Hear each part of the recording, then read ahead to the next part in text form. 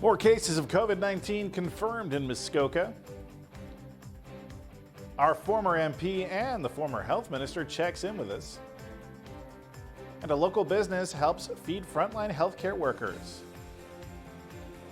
All that and more are coming up right now. Welcome to Cogeco News for April 7th. I'm James Bowler with what's happening in your community. To our top story.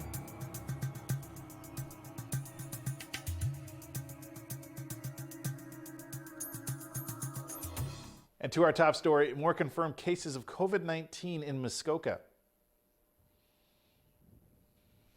The quiet in Muskoka continues as a majority of residents stay locked away in their homes to avoid getting or spreading COVID-19, and with good reason. 2 new cases were confirmed in Muskoka today, 2 women from Gravenhurst, both in their 60s. This comes after 2 people were reportedly hospitalized recently with the COVID-19 infection. And overall, 12 confirmed cases in Muskoka, not counting those who haven't been tested but have gone into self-isolation. Dr. Gardner with the Simcoe Muskoka District Health Unit says residents really need to carefully plan their outings no matter where you live. Thinking carefully about whether or not you really need to go out, limiting the number of times that you go out.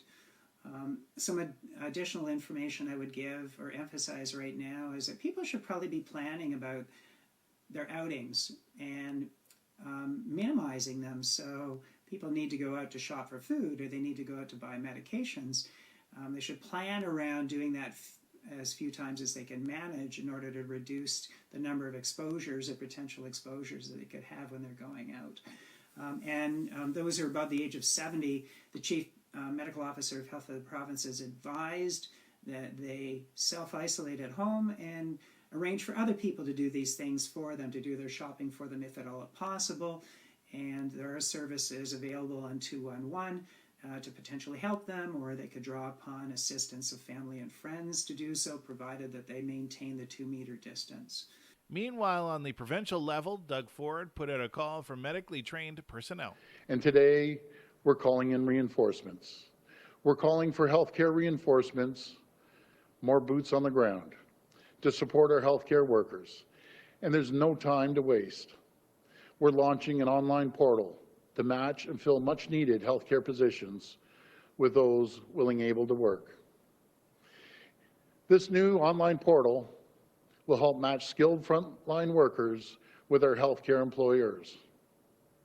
We've heard from so many healthcare professionals out there.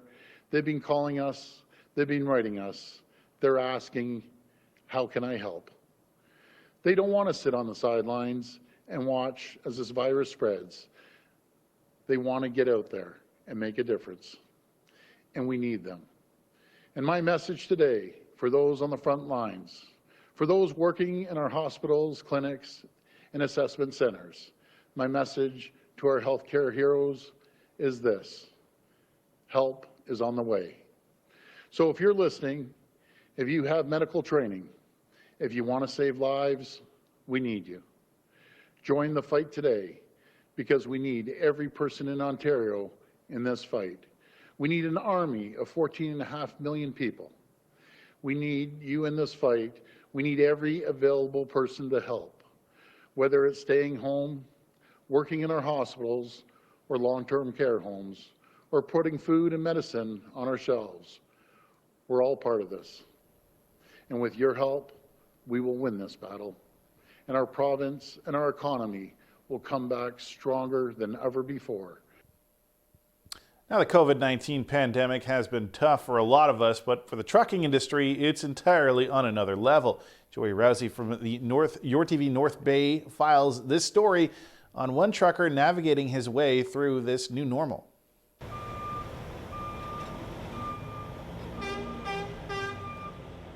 No hockey, no sports to talk about. You can't tell me your kid just did good in karate. You know what I mean? Like, friggin', there's nothing else to talk about. People aren't doing anything. That's what's on Andy Barry's mind. A trucker for over 20 years, he's certainly seen the effects of COVID-19 while on the road. It was a lot harder now that word's getting out. The communities and towns are pulling together and know that us truckers are in high demand and they are starting to help us out. Barry says he's starting to feel the effects of being on the road. I honestly would rather be home with my family right now, but I know it's a necessity to move on and we will get through this. No traffic at all. A couple big trucks we fly through, and especially down in the Toronto area, it's there's no traffic at all. Very strange. Yeah, normally it's bumper to bumper down there. Now you just seem to fly along. And actually the other day I passed a few different groups of people and they all gave me the old honk the horn, and seemed odd that it was a couple of grown couples, but just makes it feel that we're needed, and they're happy for us right now. Barry's wife is a nurse who works in the intensive care unit at the North Bay Regional Health Center. He worries about her health as well. Yeah, well, her job seems a lot more scarier than mine, but we do a family walk every night, and we keep our distance from our neighbors, but like I said, we'll get through this and hope for the best. And I did say thank you to healthcare workers yesterday. I want to say a big thank you to the truckers because, again, you guys are making all of this happen for us. We are taking a quick break, but up next, Ontario's former health minister will be joining me to chat about his perspective on COVID-19. Stay with us.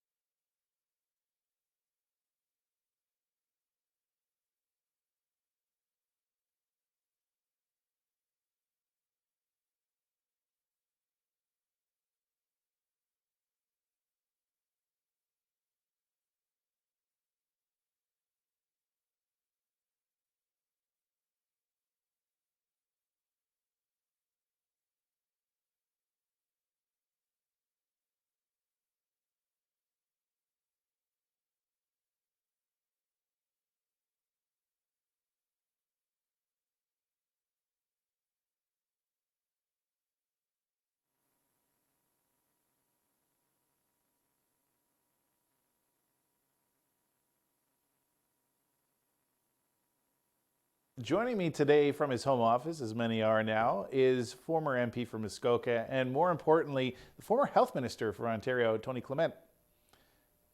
Nice to be on the program. Thanks, Tony. I know we've had you a couple of times just before things really got bad, but we are now going to be checking in with you to get some insights with where we're at now. I know this is way beyond your experience with SARS, but again, some valuable insights from you. And I'm just curious to start this off. How do you relate this to SARS now?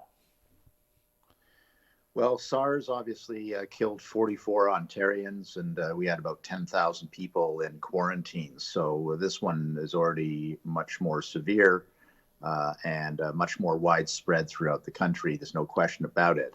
I'm also thinking and remembering about the Easter time, because I remember during SARS that the Easter time period was the period where we were going to make or break it, whether we were going to break the back of SARS and get back to some normalcy soon enough in a couple of months, or whether it was just going to run rampant out of control. And I remember talking to the Archbishop for Ontario and various other religious leaders who were celebrating Easter and saying, can you hold back on, hugging people and shaking hands and passing cups and all those kinds of things, because we don't want SARS to spread. So in that sense, it's analogous to what happened in 2003. But obviously now we don't have church services or other religious services. We're practicing physical distancing like we never did during the SARS outbreak. So that this, in terms of degree And in terms of impact on everybody's lives, this is unprecedented, of course. Tony, during the SARS epidemic, you had actually put people in quarantine. That is not a situation that's technically happening right now. I know people are in self-isolation. Some are I guess you could call it quarantine if they're returning from a trip or have been in contact with someone with COVID-19 or have been infected. Should the province be looking at mandatory quarantines at this point? So here's the thing about quarantine. Back in 2003, we knew every single case of SARS and how it got to that person. We were able to connect the dots. Our public health people were amazing. They were able to connect the dots. If person A got SARS, we knew it was from person B, and person B got it from person C. Here, we're way beyond that. It's called community spread. It means you don't really know. You can't really trace it, all of the cases of COVID-19. And part of the problem is there's a lot of asymptomatic people out there, people who don't display any symptoms, who don't even know they have COVID-19, who are spreading COVID-19. So in that sense, it's very different from the SARS situation. So I think that the rules that are in place right now is even if you have no symptoms, we want everybody to stay inside as much as possible. Maybe go for a walk. We're lucky we're in Muskoka. You can go for a walk and not meet up with anybody. But that's about it. Buy some groceries, visit your pharmacist. That's about it. And if we follow those rules, we will slowly get to the point where it is manageable. Will we be in a position where there are 0 cases of COVID-19? I highly doubt that. I think that it's in the community now, and it'll continue to spread until we find a vaccine. But what we're doing right now is buying time for the vaccine research to happen. And we're also buying time for our hospitals to be better prepared for the crest of the wave. So we're about over 4,000 infections now, and I think just over 100 deaths in the province. I believe Italy was tens of thousands before they went to a lockdown situation. Could we be looking at a possible lockdown situation in Ontario, do you think? I think they're going to try to stay with what is happening now, hoping that will crest the wave. And what I'm more interested in actually is how do you define victory in this situation, James? Because, a public health officer might say victory is 0 new cases for several weeks. Well, we may never get to that point. That this may be still burning its way through the population, unfortunately, for months on end. And the issue is, can we lock down for months on end? And the answer is no, we can't. You say, can they lock us down? But you still got to get to the pharmacy. You still got to buy groceries. You can lock down people for 2, maybe 3 days. That's it. But you can't lock down people for 14 days and expect it to be adhered to. So I think that we're getting into the debate about what does victory look like? How do we unwind the lockdown? Despite the fact that COVID-19 is still, around, hopefully fewer cases per day, fewer fatalities per day, but still around. And we're going to have that discussion as a society. So Tony, again, with SARS, I think there was some repetitiveness to that seasonally. Not as obviously as bad as the first time around, but there is some discussion now about COVID-19 being a seasonal affliction. So if we see that happen, if we see something like the flu season where it kicks off in October, November again, could we be looking at another scenario like what's happening right now where we're back to social distancing and being locked down for 14 days?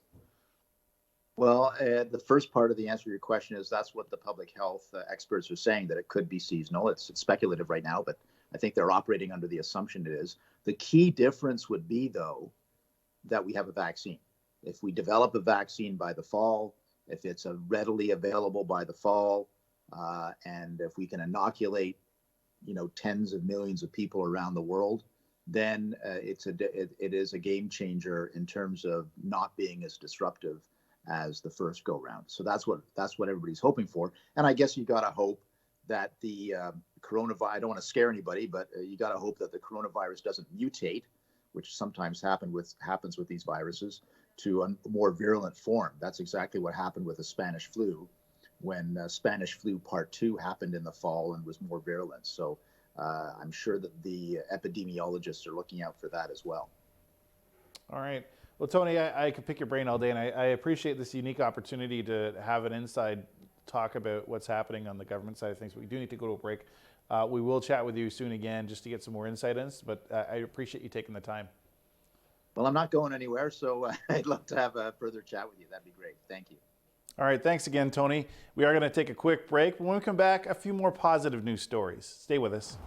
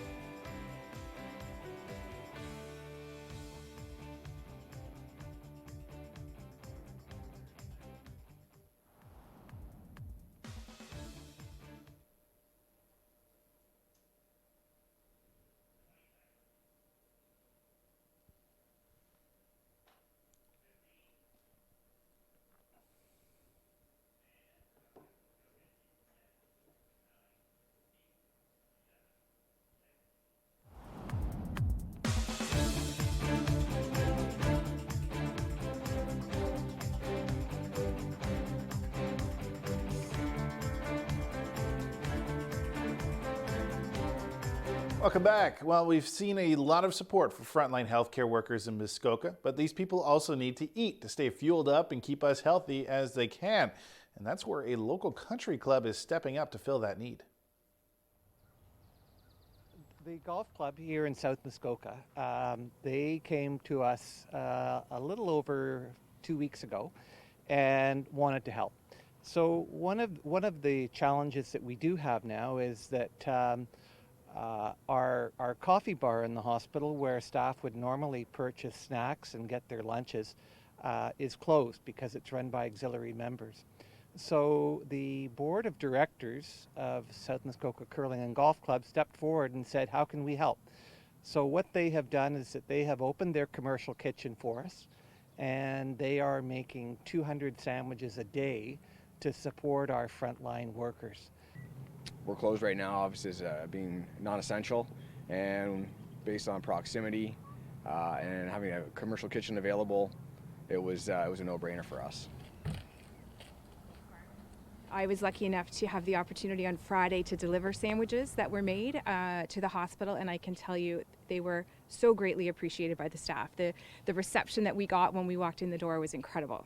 So it's important to keep our staff in the best of spirits that we can.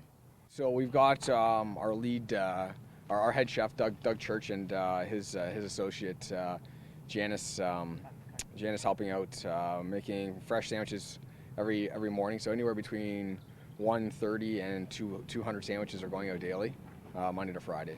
You know, we're really just starting to get into this, and already are tired and stressed, just as everyone else in the community is. So. You know what? If we can put a sandwich in them and provide them with a snack to keep them going, then so be it. And really, we're very grateful to the South Muskoka Curling and Golf Club for stepping forward. Well, that feels really good to see such a giving spirit. And if you're looking for more feel-good stories, stay tuned. We got another one coming up.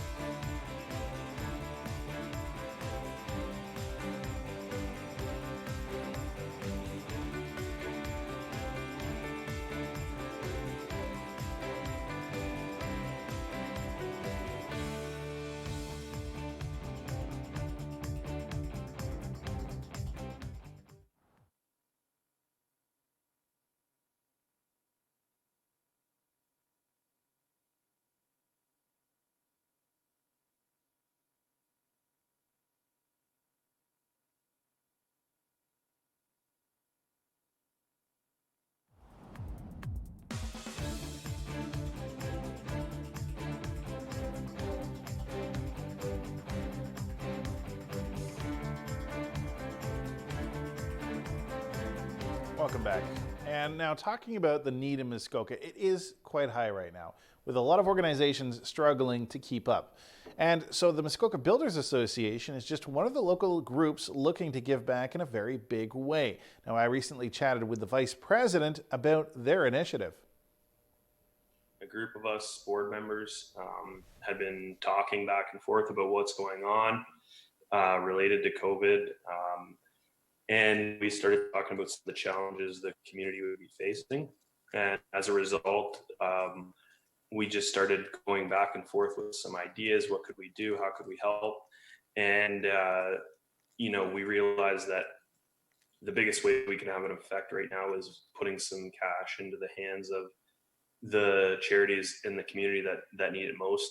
And our feeling was that the local hospitals, Bracebridge, Huntsville, Parry Sound, as well as the food banks in those communities, as well as Port Carling and the local women's shelters would be best suited for our initiative. And once we decided on taking that path, we thought that it'd be great if we could donate some money on behalf of our membership. And so we talked about it a little bit further and ultimately decided to go forward with it. And so with an initial $10,000 donation on behalf of our membership, we launched this fundraising campaign. And at this point, we're just surpassing 50% of our goal of 100,000. So right now, we haven't quite hit 7 days since our launch. So last Wednesday we launched, and we're hoping to get even closer, obviously, to the goal by this Wednesday. But it's been a pretty amazing response from our community, not just the Muskoka Builders Association members who've stepped up, but also other contracting businesses of different sorts, whether they're subtrades, suppliers, and so on. And we're looking forward to going further with it. So Thomas and I chatted yesterday. Now, since then, Thomas has told me the organization has now reached 70%. That's $70,000 of their $100,000 goal. Now, if you'd like to help give money to this fundraiser, you can find more details on their Facebook page. That's Muskoka Builders Association. We're taking our last break, but I'll be back with a recap of today's headlines. Stay tuned.